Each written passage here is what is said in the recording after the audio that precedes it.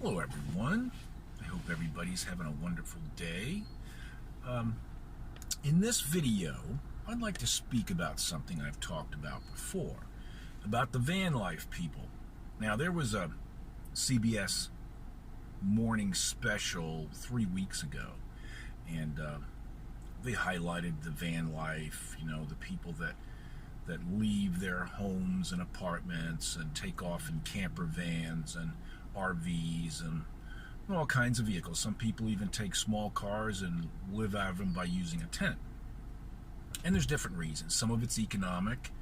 They might be disabled, living on Social Security, lost a job, or just because of rising prices, like in San Francisco is a good example of that. The prices are so expensive around Silicon Valley and that whole area that people that have a good job, good middle-class job, can't afford a house or an apartment. So they're living in their vehicles.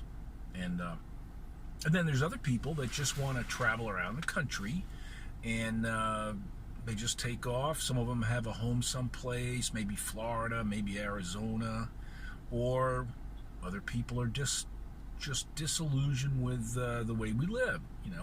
We consume a lot of resources. We spend all of our time working so we can buy a lot of stuff. And there's a lot of young people that feel that they want a change of lifestyle. So CBS highlighted this. And then yesterday, I was watching one of the van life channels, and the lady that hosts that channel seemed to think that show, that CBS show, was showing the van people in a bad light, especially Bob Wells. He's kind of a guru of the van life people. He's been doing it a long time. He gives advice. And although I watched the CBS program, I didn't see it in its entirety. I was fixing my breakfast, so I was in and out of the room, and it seemed like a good show. So she was saying that the young fellow,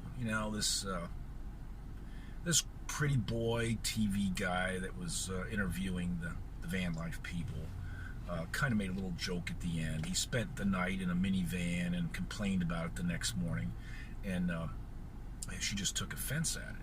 So I rewatched the video, and on the whole, it was a very good video, very good interviews, especially with Bob Wells. So maybe she didn't watch the whole thing. I don't know. So what I'd like to say about the subject is I just find it intriguing. And if you've never watched these van life channels, they'll be showing the construction of a school bus, turning it into a camper, or interviewing people that have an RV. One I watched last night was a young woman, attractive young woman, relatively young. She looked like she was maybe, 30, or, God, I hope she doesn't hear this. Maybe she's younger.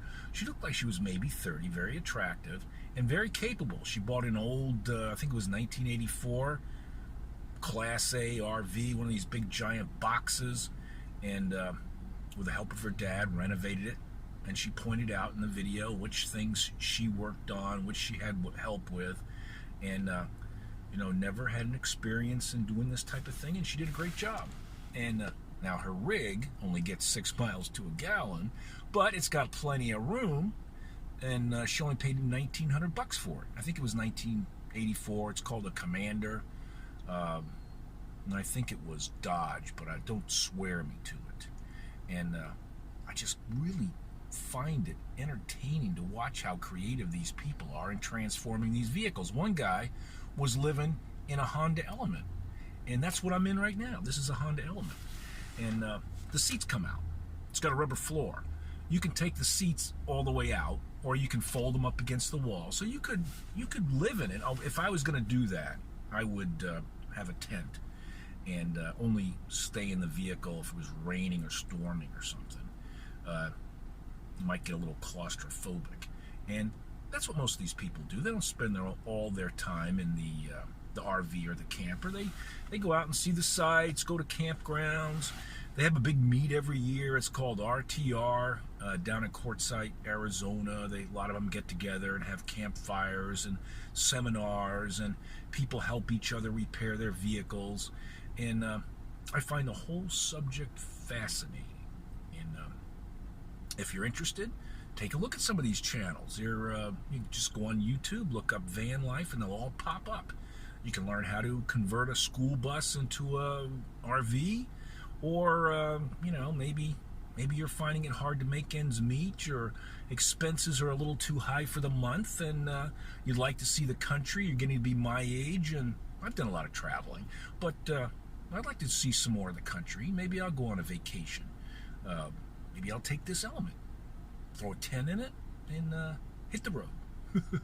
I don't know, but tell me what you think about it.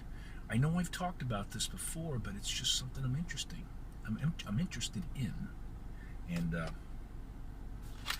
I've got my lunch, been to McDonald's. Look what I got. Chicken tenders with barbecue sauce. Now I know you're gonna say, Johnny boy, you keep getting burned with those chicken tenders. They just turn out to be tough, or they're just fried to a crisp. These seem to be okay. I haven't eaten them yet. I'm trying to be,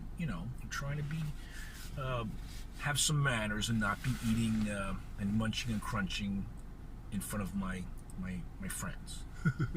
Even though they're rapidly getting cold, I'll have to be eating them soon.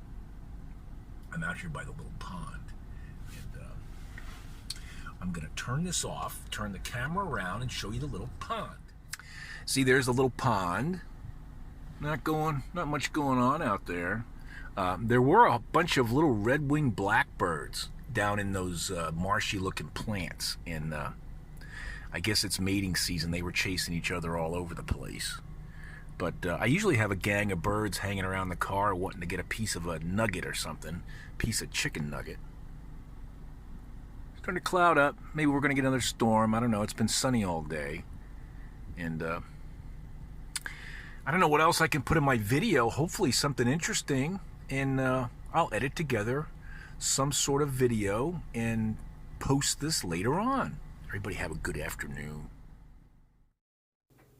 I think I'll end the video with these little dogs that I'm fond of. They come over and give me a lot of attention and entertainment.